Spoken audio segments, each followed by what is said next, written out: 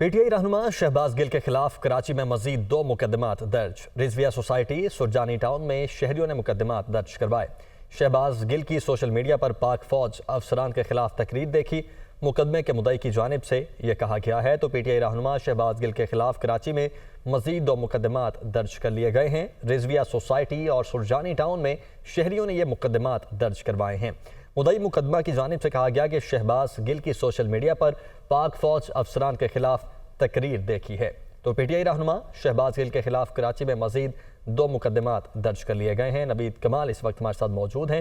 نوید بتائے گا کیا کہا گیا مدعی کی جانب سے اور کب یہ مقدمات درج ہوئے؟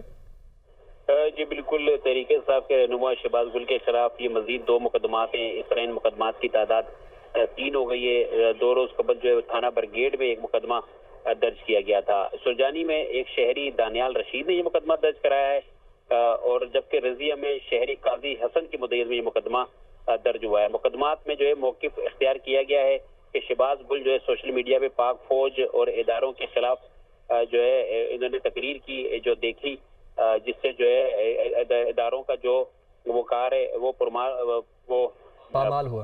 پامال ہوا، جس کی وجہ سے انہوں نے یہ مقدمات درج کرائے ہیں۔ جو ہے میجر جنرل رینک کے افسر کے خلاف عوام کو اکسایا گیا۔ ملزم شہباز گل نے سوچی سمجھی سازش کے تحت تقریر کی، یہ مدعی مقدمہ کا کہنا ہے۔